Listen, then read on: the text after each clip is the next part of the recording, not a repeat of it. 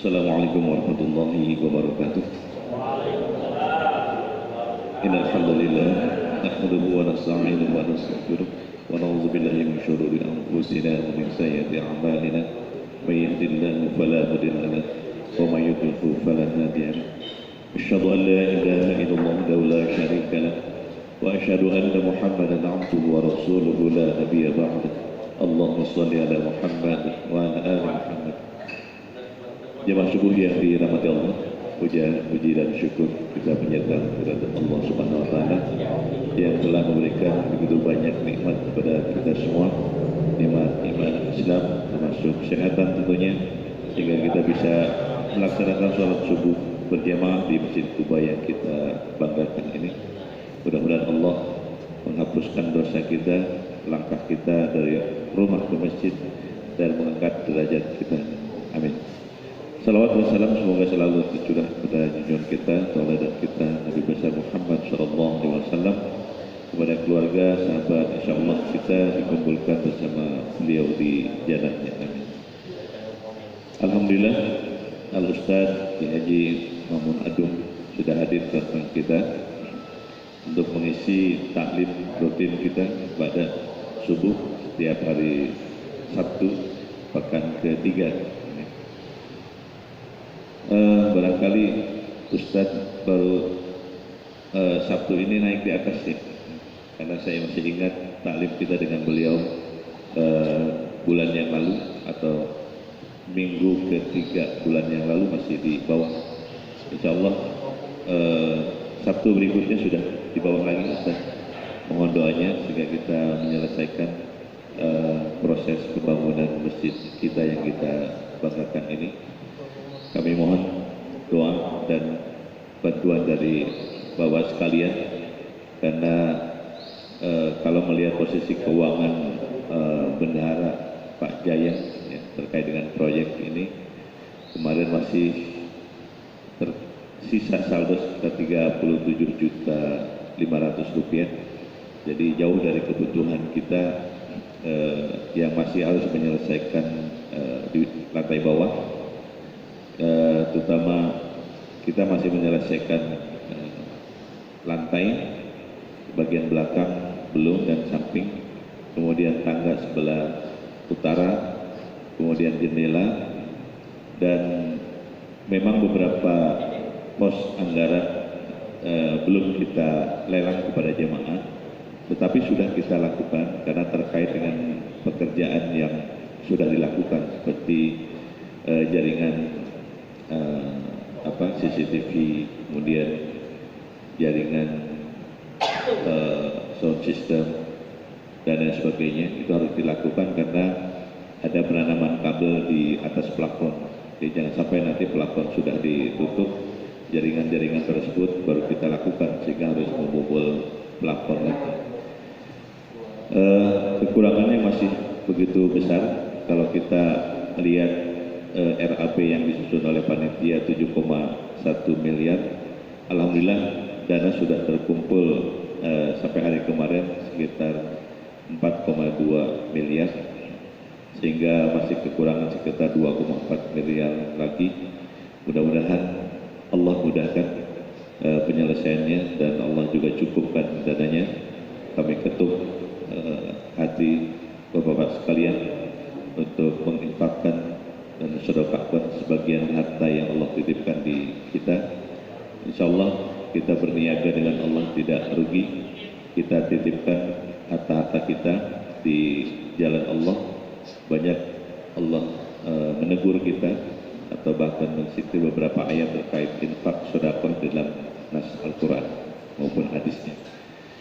Insyaallah harta-harta kita yang sudah dititipkan di masjid ini Allah catat sebagai amal jariah yang pahalanya terus mengalir hingga yaumil akhir. Demikian beberapa hal yang perlu kami sampaikan. Sekali lagi kami mohon maaf terkait dengan ibadah kita yang masih mungkin terganggu, kurang nyaman karena terkait proses pembangunan yang belum selesai. Demikian kurang lebihnya mohon maaf. Assalamualaikum warahmatullahi wabarakatuh.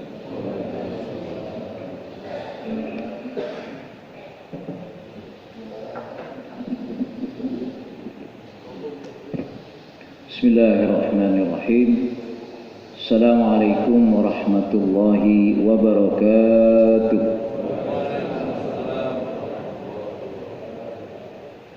Kita awali dengan sama-sama baca suratul Fatihah. Kita mohon kepada Allah Subhanahu wa taala, mudah-mudahan keberadaan kita di tempat yang paling mulia ini rahmat ridho Allah dan segala kemudahan Allah berikan kepada kita, dan mudah-mudahan proses pembangunan masjid ini Allah mudahkan dan Allah limpahkan rezeki kepada kita untuk sama-sama beribadah di tempat yang paling mulia ini. Ala hadiniya al-Fatihah. A'udzu billahi minasyaitonir rajim. Bismillahirrahmanirrahim. Alhamdulillahi rabbil alamin arrahmanir rahim maliki yaumiddin. Iyyaka na'budu wa iyyaka nasta'in ihdinas siratal mustaqim siratal ladzina an'amta 'alaihim ghairil maghdubi 'alaihim waladdallin. Amin. Alhamdulillah, salatu wassalamu ala Rasulillah. Asyhadu an la ilaha illallah wahdahu la syarika lah wa asyhadu anna Muhammadan 'abduhu wa rasuluh. Allahumma shalli wa sallim wa barik ala sayyidina Muhammad wa ala alihi wa sahbihi ajma'in, amma ba'du. Kita bersyukur kepada Allah Subhanahu wa taala nikmat yang Allah berikan kepada kita. Alhamdulillah kita bisa menikmatinya dan mensyukurinya hadir di tempat yang paling mulia ini. Mudah-mudahan Allah menjadikan kita serta keturunan kita orang-orang yang mencintai ilmu. Salawat serta salam kita sampaikan kepada Nabi kita Muhammad sallallahu alaihi wasallam, Nabi yang menjadi uswah kita di dalam menjalani hidup dan kehidupan ini. Jemaah yang dimuliakan Allah Subhanahu wa taala, pembahasan fikih kita pada pertemuan yang lalu menjelaskan tentang al-hudud, 2 bulan yang lalu berarti, bahwa sanksi kriminal ini bagian dari ketentuan-ketentuan hukum yang sebagiannya sudah Allah tentukan dan sebagian yang lainnya diberikan atau diserahkan kepada Allah, kepada kita, dengan perangkat-perangkatnya adalah salah satunya adalah akal. Tetapi ternyata akal tidak bisa menjangkau segala kejadian-kejadian yang terjadi dengan ketentuan hukumnya. Maka Allah sudah memutuskan ketentuan-ketentuan hukum itu yang tidak mungkin akal manusia bisa menyelesaikan apa yang terjadi dari kasus-kasus kriminal itu. Pada pertemuan yang lalu sudah kita bahas misalnya uqubatul jarimatil qadab samanuna jaldah. Orang yang menuduh berzina tanpa bukti yang jelas, maka dia dicambuk 80 kali. Kemudian orang yang mencuri dipotong tangannya, dan begitu berikutnya. Orang yang berzina dia dirajam ketika pelaku zinanya itu sudah punya suami atau sudah punya istri. Begitu berikutnya. Pertanyaan berikutnya adalah, apakah hikmah yang bisa kita ambil dari ketentuan-ketentuan hukum yang sudah dipastikan oleh Allah dan kita manusia tinggal melaksanakannya? Maka bisa jadi kejadian-kejadian hukuman yang ada pada kehidupan kita yang sudah Allah tentukan, tetapi manusia beristihad lagi dengan berbagai alasannya. Dan itu bisa dipastikan kalau menurut keyakinan saya itu tidak akan pernah menyelesaikannya. Makanya penjara semakin hari semakin penuh. Belum lagi yang nggak salah dimasukin penjara juga. Ya, artinya ketentuan hukum ini sangat mempengaruhi kepada fasilitas dan lain sebagainya dari apa yang diijtihadkan oleh manusia. Maka kita lihat ada beberapa ketentuan yang sudah ditentukan oleh Allah Subhanahu wa taala, sudah tentu dengan adanya keadilan-keadilan dan hikmahnya. Sepertinya memang ketentuan hukum yang sudah ditentukan oleh Allah itu seperti kurang menyentuh keadilan. Maka antara keadilan dan hikmah ini menjadi pelajaran besar bagi kita dari ketentuan-ketentuan Allah yang kita yakini. Mungkin ketika kita melogikakan dengan akal kita seperti tidak menyentuh keadilan. Saya sering mengatakan profesor sama Allah pinteran siapa? Saya kira kita sepakat kalau Allah itu Sami'un Alim. Tapi di dalam kehidupan kita ini ketentuan-ketentuan yang sudah ada itu banyak yang menggunakan hukumnya sesuai dengan apa yang dikatakan oleh para profesor. Kita lihat. Wa hadil uqubat bijanibi kauniyah muhaqqiqatan lil maslahatil 'amah wa hafizatul lil amnil am fahiya uqubatun adilah ghayatul adli. Bahwa hukuman-hukuman yang sudah ditentukan oleh Allah di samping memastikan lima solihil amah untuk kebaikan umum, tidak golongan apalagi pribadi, juga wahafidzatul lil amnil am, juga menjaga keamanan. Inilah tujuan daripada ketentuan hukum yang sudah ditentukan oleh Allah, adilatun ghayatul adli.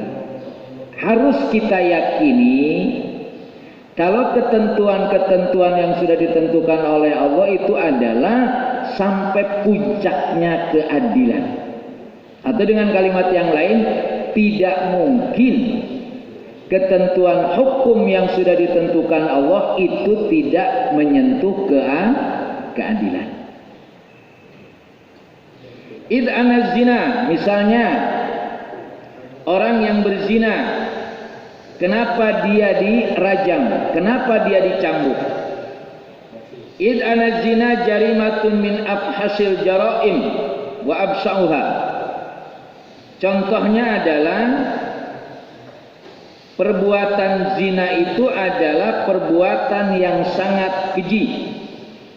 Wa udwanan alal khalqi wa syaraf wal karamah. Dan dengan adanya zina itu, maka dia adalah bertentangan dengan sistem kehidupan dalam menentukan kemuliaan manusia. Itu menjadi jelas dengan zina tidak akan terwujud. Maka kehidupan sekarang yang kaitannya dengan zina sudah tentu itu memang merusak kehidupan. Wa muqawwidul linidhamil usar wal buyut. Kenapa penzina harus dirajam dan harus dicambuk? Karena memang dia juga merusak ketentuan rumah tangga dan keadaan rumah tersebut. Naudzubillah min dzalik wallahu a'lam bissawab. Bagaimana keadaan rumah tangga ketika pada rumah itu terjadi perzinahan. Bagaimana kehidupan yang dirasakan oleh para pezina tersebut. Maka di dalam Islam hukumannya begitu luar biasa. Wa murawizul kasir minasyurur wal mafasid allati tuqda ala muqawimatil afrad wal jamaah. Dan zina itu adalah kebanyakan merusak dan memunculkan karakter yang buruk dan nilai kemanusiaan baik secara pribadi walaupun bermasyarakat. Jadi keadaan manusia yang melakukan zina dan sudah tentu hasil zinahnya itu sangat mempengaruhi kepada kepribadian, dan otomatis kalau pribadi-pribadinya itu adalah rusak, maka kalau si rusak tadi berkumpul dalam kehidupan masyarakat, maka berkumpullah manusia-manusia yang melakukan zina tadi.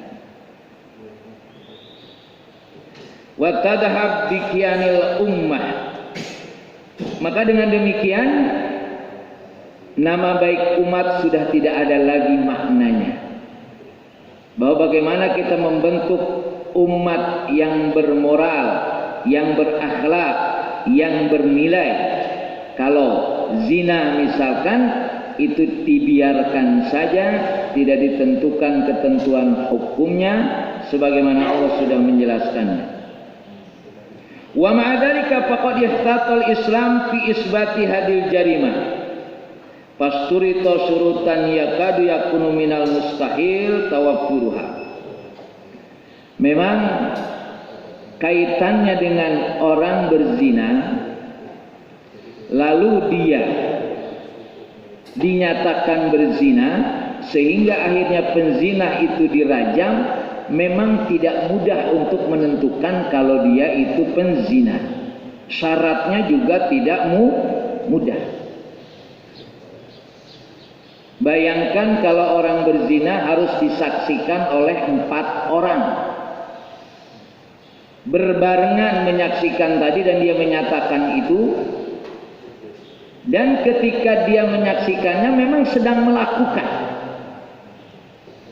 Jadi secara akal memang seperti tidak mungkin. Sehingga penzina itu akhirnya akan dirajam. Tetapi ketentuan ini mempengaruhi sikap seseorang sehingga dia tidak mungkin melakukan zina. Karena kalau dia ketahuan itu akan dirajam. Psikologis sudah sangat begitu jelas sehingga orang tidak mungkin bisa melakukannya. Dan sekaligus ada rasa takut. Karena memang tindakan yang satu sisi adalah tindakan yang merusak kehidupan pribadi dan masyarakat, tetapi untuk menentukan bahwa dia berzina itu pun tidak semudah syaratnya. Mungkin kalau sekarang dengan perkembangan teknologi ini, ya, itu bisa direkayasa. Makanya teknologi tetap tidak bisa dijadikan sebagai satu alat pembuktian untuk menyatakan bahwa dia berzina, kecuali dengan ditentukannya oleh 4 saksi. Tidak ada kan orang berzina di tengah lapangan gitu ya. Ya, pasti di tempat-tempat yang tertutup. Dan di tempat yang tertutup itu pun harus disaksikan oleh 4 orang. Tapi di dalam Islam begitu jelas ketentuannya. Pertanyaan berikutnya, kira-kira ada nggak nanti yang menyaksikan 4 orang? Pasti ada, cuma tidak semudah itu. Maka tidak akan muncul fitnah kalau ketentuannya tidak seberat apa yang menjadi ketentuan orang dinyatakan berzina. Maka fa'uqubatu zina uqubatun qasduha al-jazru wa rad'u wal irhab aksar mimma qusida biha at-tanfid wal fi'l. Maka kenapa kalau orang itu berzina lalu dia dirajam? Sebetulnya ketentuannya itu adalah sebagai pencegahan preventif dan supaya ada rasa takut.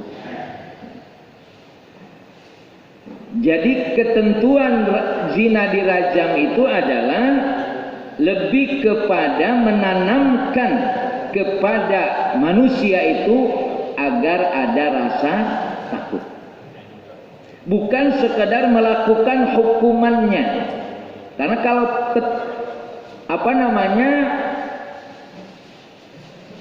ketentuan atau kepastian hukumannya itu tidak mudah. Bayangin disaksikan oleh 4 orang.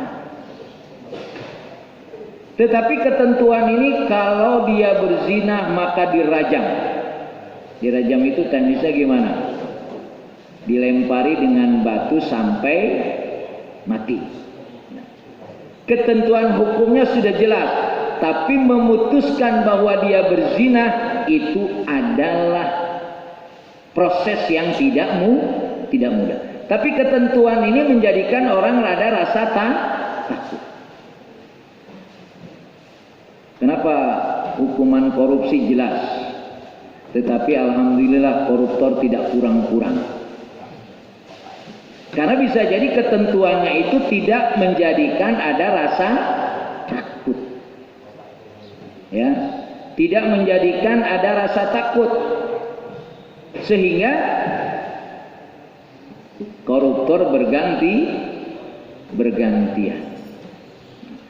Maka hukum yang ditentukan oleh syariat dari kaitannya dengan zina saja misalkan, ini adalah dalam rangka supaya ada rasa takut dan preventif.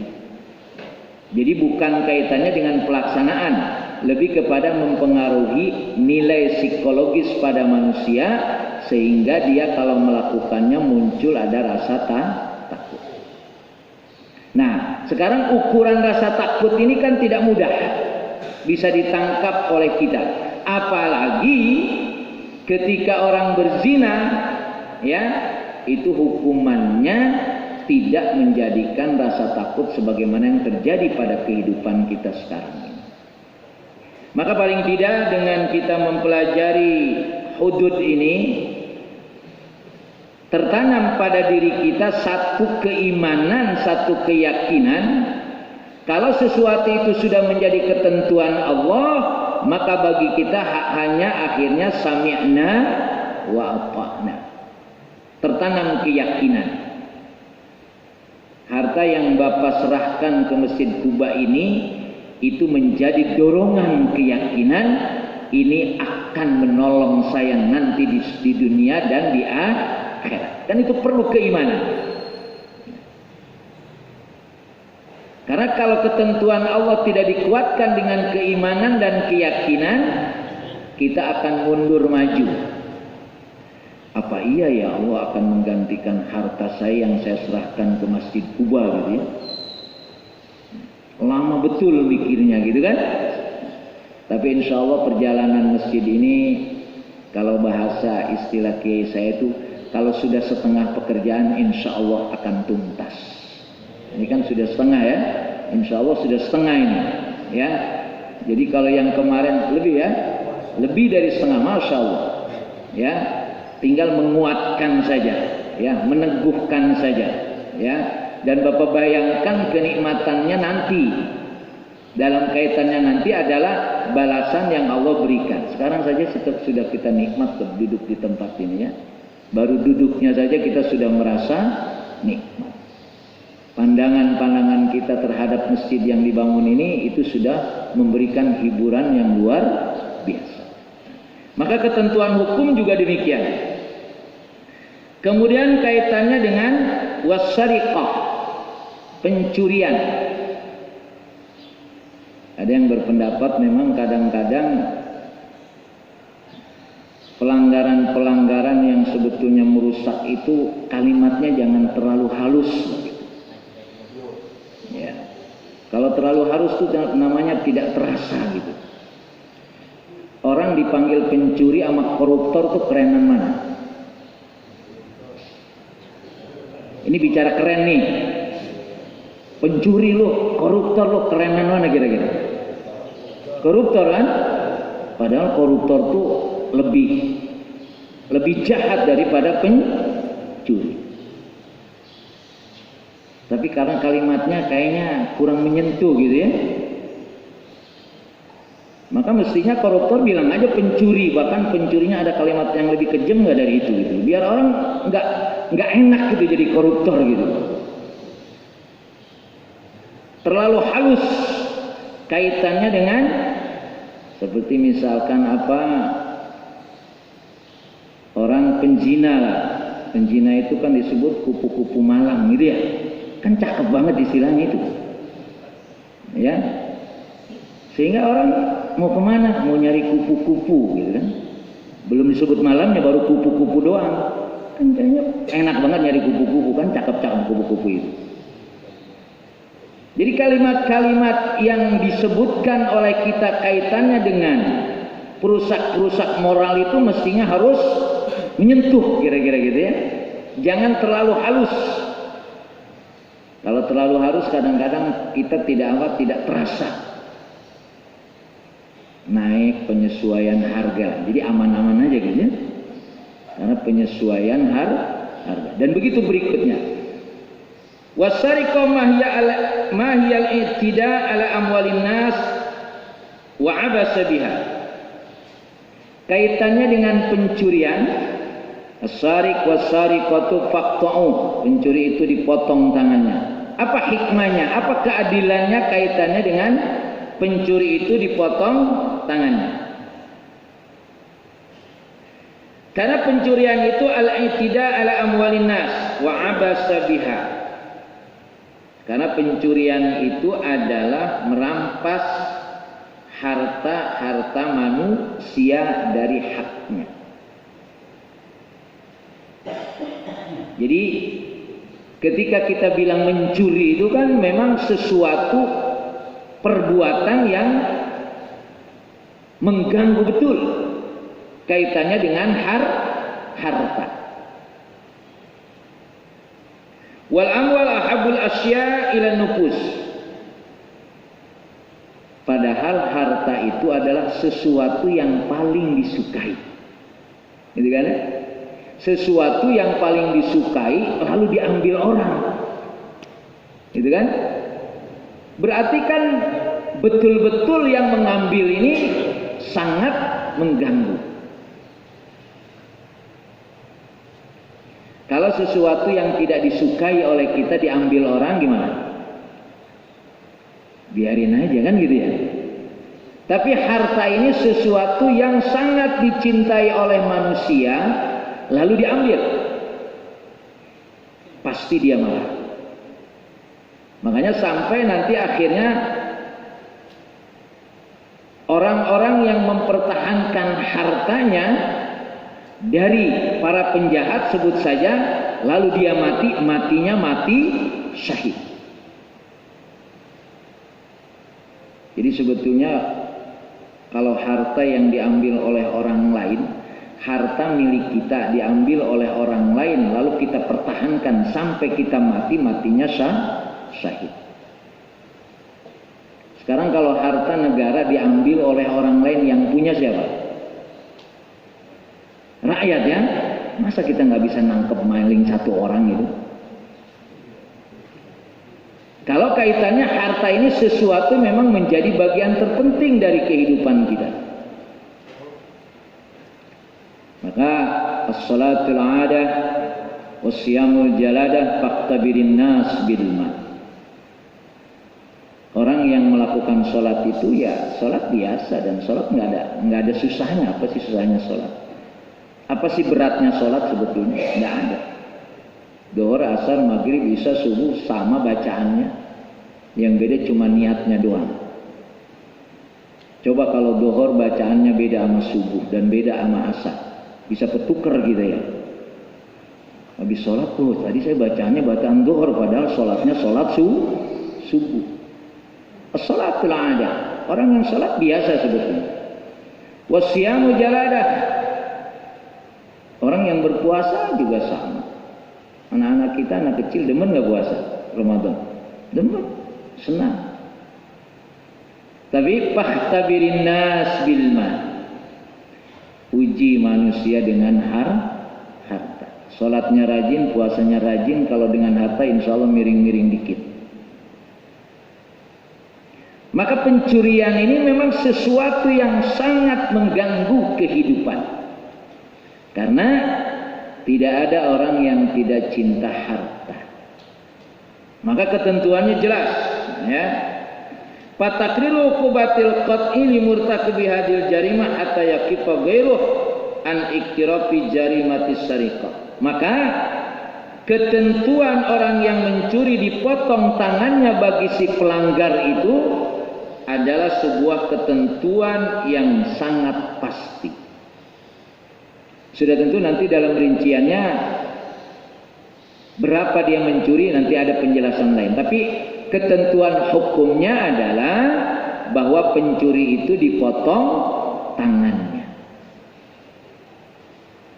Nah, kalau pencuri dalam kehidupan kita ini dipotong tangannya, ya, koruptor seperti apa?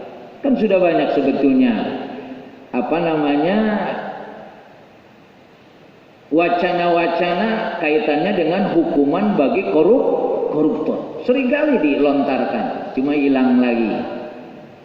Ya. Sehingga akhirnya para koruptor apalagi setelah kena Covid ini malah dikeluarin bahasanya. Yang nggak salah dimasukin. Akhirnya yang salah nggak kena Covid, yang nggak salah kena Covid. Jadi ketentuan syariqah dengan dipotong tangannya ini, ya, karena memang dia adalah harta yang semua orang menyukainya. Fayaman kullu fardin ala malihi wa yatma'in ala ahabil asya ladaihi wa azzaha ala nafsi ma yu'addu min mafakhiri hadis syariah. Masya Allah, kalau orang sudah tidak tertarik lagi dengan mengambil harta orang lain, maka kita aman betul hidup ini. Ketika hukumannya itu jelas sebagaimana syariat sudah menentukan. Kita ke masjid aja merasa kurang aman gitu ya. Ya makanya kadang-kadang ada benernya, kadang-kadang. Ya. Pernah dulu kasus di masjid daerah Pelawat itu, hari Jumat orang mencuri motor, tangkap dan dibakar. Kalau udah begitu juga kita nggak setuju gitu kan. Tapi memang ketentuan hukum ini yang terjadi tidak menjawab apa yang seharusnya dilakukan. Maka bagaimana ketentuan hukum bagi pencuri dengan sebut dipotong tangannya tadi, yang ini akhirnya akan menjadikan orang-orang yang memiliki harta itu dengan aman, tenang. Ya mestinya ya, paling tidak dari ketentuan hukum yang ada, kalaupun tidak semuanya, ambillah salah satunya gitu ya. Dicoba oleh negara maksud saya. Ya kalau mungkin hukuman berzina beratlah mati. Ini nggak usah sampai mati, potong tangannya dulu lah kira-kira gitu. Ya, perlu dicoba. Ini kan sudah sudah tidak lagi mau mencoba, lebih yang ada ini dilakukan. Kenyataannya belum menjawab apa yang menjadi ketentuan yang dibuat oleh manusia. Jadi keadilan pencuri itu dipotong tangannya, fayakman kullu fardin ala maliki. Sehingga orang yang memiliki harta itu aman, tenang. Wah kalau gitu nanti nggak ada satpam. Bisa jadi. Sekarang bapak yang tinggal di sini ada satpam masih merasa aman nggak? Ada was-was, ya. Karena memang pencurian begitu mudah, tapi hukumannya tidak menjadi jerah. Dan begitu berikutnya, apalagi lebih besar yang saya katakan tadi, kalau memang itu adalah memberikan jera kepada orang yang melakukannya. Wa qad dhahara asarul akhdhi bi hadzal tashrif fil biladi allati tatbiquhu wadihan fi istitbabil amni wa himayatil amwal wa siyanatu min aidil abisin. Mungkin Bapak yang sudah pernah keliling di negara-negara lain merasakan aman dalam kaitannya dengan harta itu, nah, mungkin bisa menceritakannya. Yang jelas kalau kita sekarang ini merasa kurang aman, ya, merasa kurang aman. Ya harus kita yakini kalau memang ketentuan Allah itu menjadi maslahat bagi manusia. Tapi kalau kita tidak mengikuti apa yang menjadi ketentuan Allah, ya jangan berharap aman, ya. Jangan berharap aman. Kalau memang ketentuan itu tidak dilakukan sebagaimana Allah memberikan pelajaran kepada kita. Maka akhirnya ada hadis-hadis lain untuk memberikan keamanan kepada kita kaitannya dengan harta. Misalkan hassinu amwalakum bizzakah wa dawu mardakum bis-shadaqah. Bentengilah harta kamu dengan berzakat dan berobatlah dengan bersedekah. Itu salah satu nilai spiritual. Karena sudah ada sudah pakai alarm juga, sudah ini juga, sudah itu juga, tetap aja hilang. Maka nilai lain yang Rasul ajarkan kepada kita dalam rangka menjaga keamanan harta kita adalah hassinu amwalakum bizzakah wa dawu mardakum bis shadaqah. Bentengilah harta kamu dengan membayar zakat. Wa dawu mardakum bis shadaqah, dan obatilah penyakit kamu dengan bersedekah. Ini akan muncul rasa aman terhadap apa yang kita miliki. Ikhtiarnya ada. Ya sudah tentu ketika kita punya mobil mewah, sebut saja, berbagai macam cara supaya pencuri tidak mencuri. Bukan berarti tidak ada ikhtiar lain, ya. Bukan berarti kita punya onta, punya kambing atau punya kuda tidak diikat. Diikat tetap. Jangan tawakal saja, ya ntar juga nggak apa-apa. Tetap diikat, ya, dikasih ciri dan lain sebagainya. Karena memang kalau kita sekarang merasa tidak aman dari harta yang kita miliki, ya, maka tadi kata Rasulullah, bentengilah harta kamu dengan berzakat, kemudian berobatlah dengan sedekah. Ya, maka ada riwayat-riwayat yang menyelesaikan penyakit dengan cara bersedekah. Sudah bertahun-tahun ke dokter dan lain sebagainya, dan biasanya kalau urusan berobat kita bisa nawar nggak? Nggak ada, ya. Dok minta diskon dong gitu kan? Nggak ada. Berapapun kalau udah urusan berobat, urusan kesehatan, kita tidak pernah menghitung akan dibayar. Maka harta yang diberikan oleh Allah kepada kita itu bagaimana justru semakin kita banyak hartanya semakin tambah aman. Jangan sampai semakin banyak harta semakin gelisah. Nah, itulah tadi salah satunya adalah hassinu amwalakum bizzakah wa dawu mardakum bis shadaqah.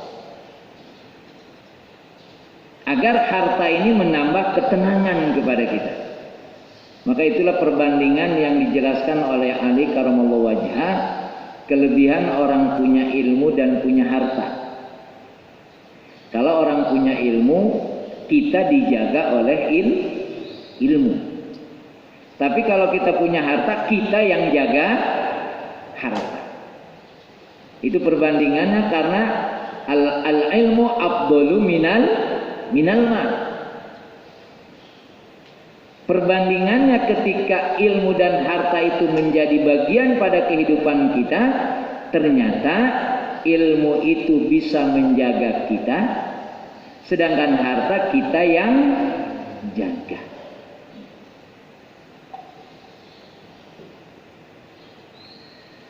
Kemudian ketentuan hukum yang lainnya, misalkan adalah al-khamr. Orang yang minum khamr itu dicambuk 80 kali. Dan kasus-kasus tentang khamr ini sudah terlalu banyak. Ya. Yang memang itu merugikan. Kasus-kasus khamr ini sudah begitu jelas dalam kehidupan kita ini, ya dengan berbagai macam, ya narkoba dan lain sebagainya, itu kan bentuk-bentuk khamr yang itu semua merusak pikiran, merusak otak dan lain sebagainya. Nah kita lihat, wal khamr taqadu syarib akluhu wa rusduhu. Khamr itu menghilangkan peminumnya, yaitu kaitannya dengan akal dan sikap positifnya. Maka jelas hukumannya kan? Di dalam syariat jelas hukumannya, yang minum khamr itu dicambuk 80 kali. Merusaknya luar biasa. Bahkan perbandingan ketika orang disuruh membunuh, disuruh berzina, dengan disuruh minum khamr, mana yang lebih ringan? Tiga pekerjaan ini, antara membunuh, berzina, dan minum khamr, mana yang paling ringan? Seperti minum khamr paling ringan, ya. Kalau membunuh jelas merugikan orang lain. Berzina jelas merugikan orang lain. Kalau minum khamr seolah-olah merugikan hanya diri sendiri. Tapi ternyata begitu dia minum khamr, dengan hilang pikirannya, ya, hilang akalnya, dia akan mudah membunuh orang. Maka ternyata khamr ini adalah pekerjaan yang lebih berat ketimbang berzina dan membunuh. Kalau orang berzina, ya sudah selesai berzinanya. Membunuh selesai dia membunuh. Kalau minum khamr, setelah itu dia bisa berzina, bisa juga membunuh. Wa idza faqada al-insan rusduhu wa aqluhu irtakaba kulla amaqatin wa fahshin. Maka orang yang minum khamr ini, yang faqidul akli, hilang akalnya, dia akan melakukan lebih daripada apa yang dia lakukan. Jadi kalau tadi 3 pekerjaan, berzina, membunuh, dan minum khamr, kelihatannya lebih ringan minum khamr. Tetapi ternyata begitu dia minum khamr, dia bisa berzina, dia bisa membunuh, dan bisa melakukan apa saja. Maka hukuman ini jelas di dalam Islam. Kaitannya dengan bukan hanya merusak dirinya, tapi merusak orang lain. Ada beberapa kasus geng motor itu anaknya masih muda-muda betul, dan berani-berani dalam tanda kutip. Apakah seberani itu? Pasti ada faktor lain yang sehingga pengaruh kepada seseorang kaitannya dengan khamr ini begitu merusak orang lain. Maka di dalam Islam ini ketentuannya begitu jelas apa yang menjadi hukumannya tadi. Fa idza jalada kal jilmiani an lahu minal muawadah min janibin. wa radi'an li ghairi min iktirafi misli jarimatin min janibin akhar. Maka sebetulnya ketentuan orang yang minum khamr itu dicambuk itu dalam rangka mani'an lahu minal muawadah, sebagai pencegah dari kebiasaan meminum. Karena kalau sudah meminum biasanya terus menerus kan. Dia meminum hari ini pasti besok akan mencoba lagi dan begitu berikutnya. Maka ketika dia melakukan ini itu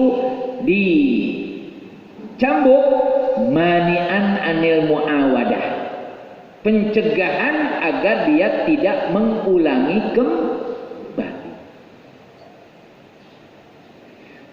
Waradian li ghairi min iktirafi misli jarimatin min janibin ahar, sekaligus peringatan, pencegahan agar dia tidak melakukan apa yang menjadi efek ketika dia meminum tadi.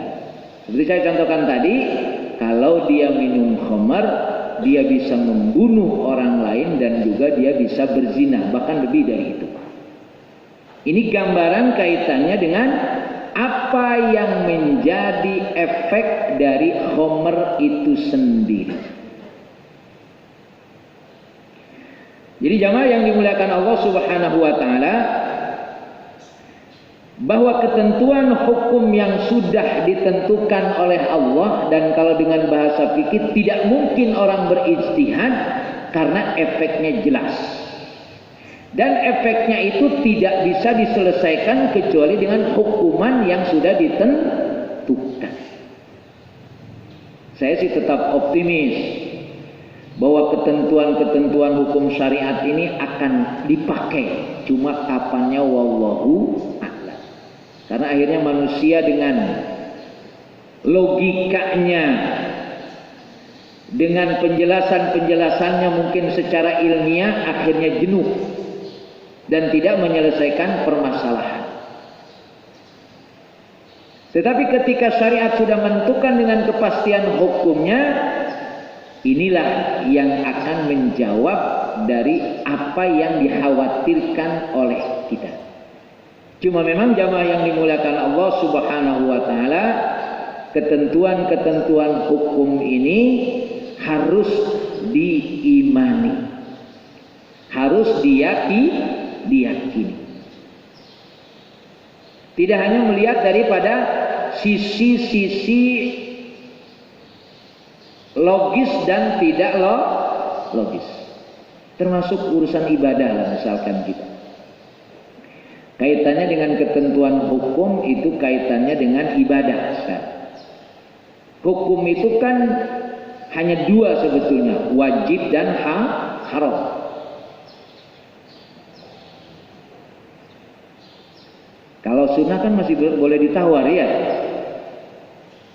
Wajib dan haram itu ketentuan hukum yang pasti. Tapi ketentuan hukum juga menambah amalan-amalan sunnah. Tapi amalan sunnah ini memang menjadi amalan yang elastis. Ya, sunnah ini boleh ditinggalkan. Nah, makanya kalau membangun masjid ini hanya menunggu zakat saja yang wajib, berada berat ya. Berat. Wajib zakat itu sebut saja 100 gram lah. Anggaplah emas sekarang 1 juta lebih ya.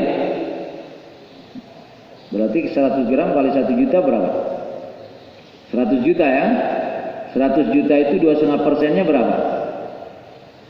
2,5 juta apa? 250. 2,5 juta ya. Menunggu 100 juta untuk 2,5 juta kelamaan. Maka kesadaran bersedekah menjadi kunci untuk meyakini apa yang menjadi harapan-harapannya lebih dari itu. Maka Bapak hadirin sekalian, biasanya amalan-amalan hukum sunnah itu iming-imingnya luar biasa.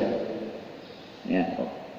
Kalau sudah bicara amalan sunnah, itu iming-imingnya istilah saya atau dalam bahasa Indonesia afdoliyahnya, keutamaannya luar biasa.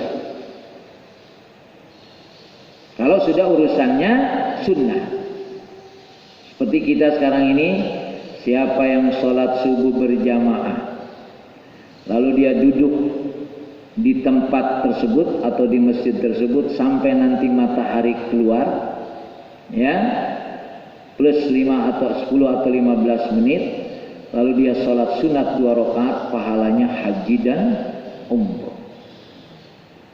Ternyata haji dan umroh gampang ya. Ya, gampang apa susah?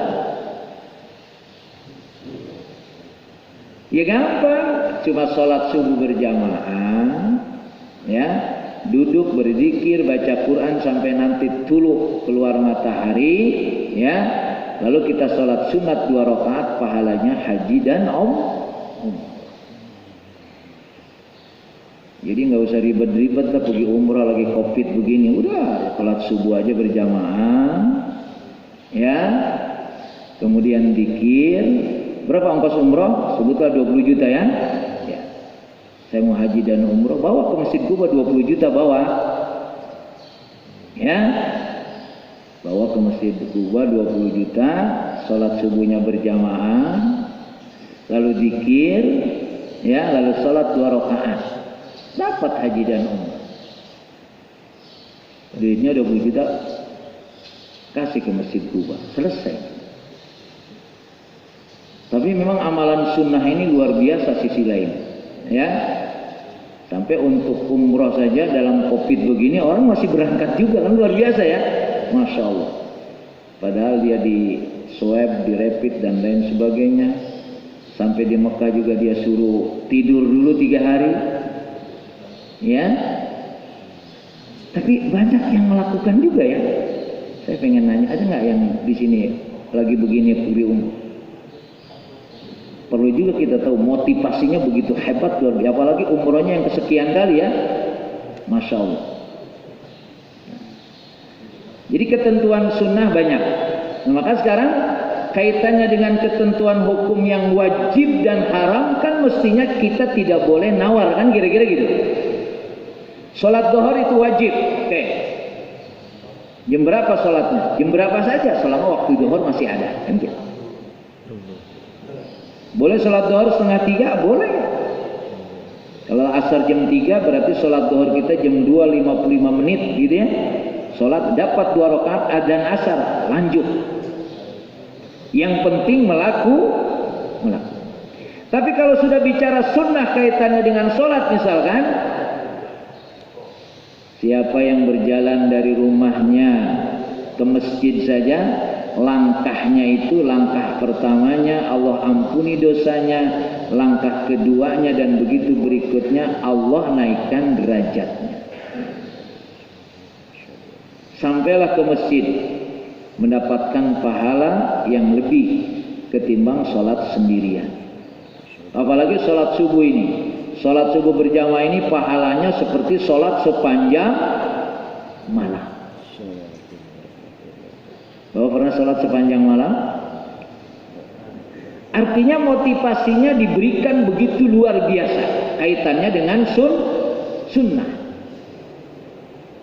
Nah, maka yang harus kita pahami dari apa yang menjadi ketentuan, berarti kalau ketentuan yang wajib itu sudah jelas, kita tinggal sami'na wa ata'na. Tetapi ketentuan yang sunnah itu memang membangun kesadaran kita. Dituntut kesadaran kita.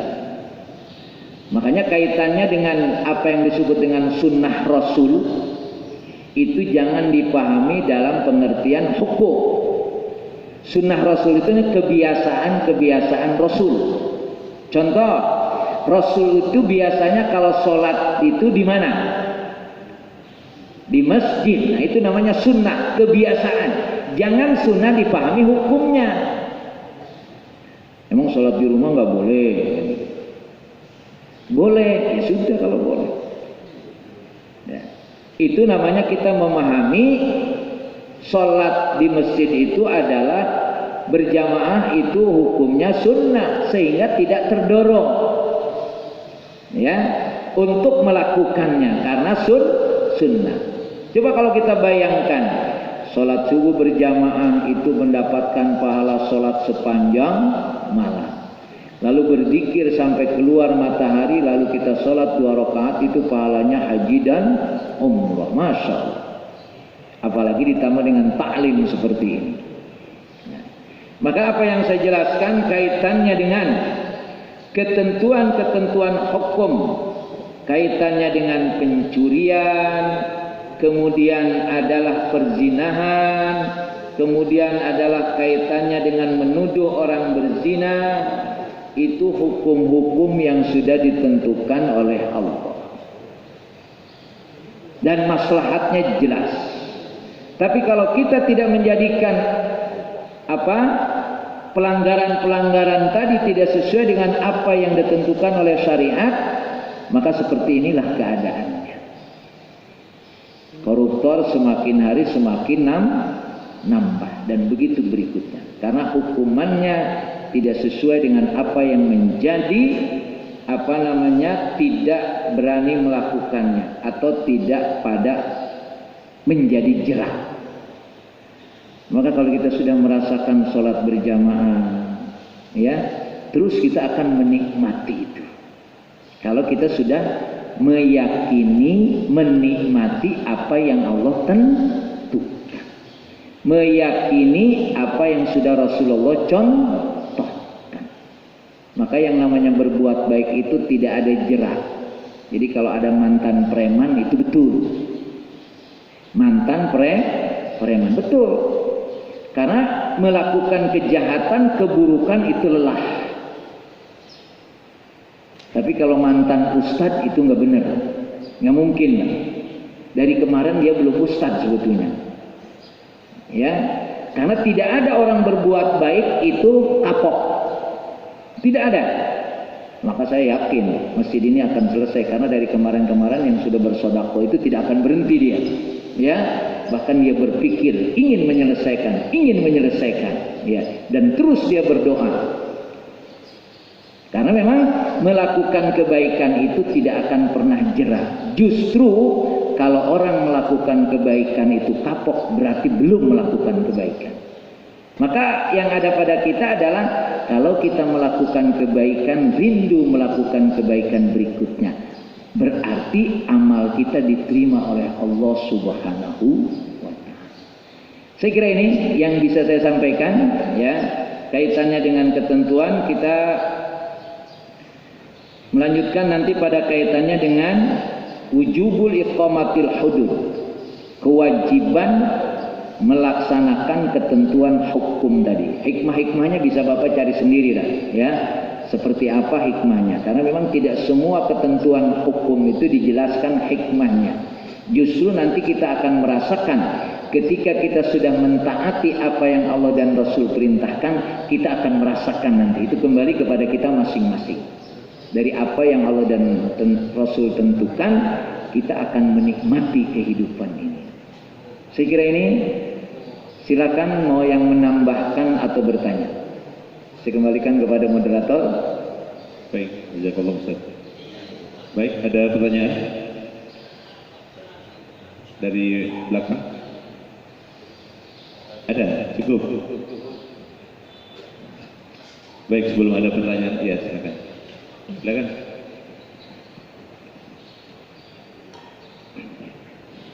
Bismillahirrahmanirrahim. Assalamualaikum warahmatullahi wabarakatuh. Cukup menarik yang disampaikan oleh Ustadz tentang hukuman para penzina dan pencuri, Ustaz. Cuma terkait dengan saksi, itu kita memang rasa sulit, Ustaz, ya. Apalagi tadi kalau penzina, kalau tidak cukup dengan saksi 4 orang, itu belum dinyatakan dia bersalah. Atau pencuri atau koruptor, itu juga saksinya juga sulit juga, Ustaz, ya. Tapi bagaimana dengan era teknologi, Ustaz, ya? Sekarang kan CCTV di mana-mana, ya. misalnya dia tidak melihat langsung tapi terekam dengan CCTV. Nah itu apakah itu sudah cukup menjadi saksi, dan dengan 4 orang misalnya, oh iya ini nonton, nah ini ada melihat gitu ya, apakah itu menjadi saksi dengan era teknologi? Mungkin itu aja. Masih ada? Baik, kaitannya dengan saksi 4 orang ini memang dipastikan dia berzina. Tapi kalau dengan alat itu sendiri sampai hari ini belum ada yang berani mengatakan alat itu bisa menjadi saksi kaitannya orang berzina. Karena konsekuensinya adalah kalau itu menjadi alat itu bisa dijadikan sebagai satu saksi, itu luar biasa. Makanya sampai hari ini dalam ketentuan zina itu memang belum ada yang menyatakan alat bisa digunakan untuk menjadi alat bukti, kecuali dia mengaku. Tidak ada saksi tapi dia ngaku, itu menjadi alat bukti. Ada yang begitu pada zaman kehidupan Rasulullah, ada. Kalau sekarang insya Allah nggak ada. Pada zaman kehidupan Rasulullah ada seorang perempuan datang ke Rasulullah, ya Rasulullah, zina itu, aku berzina.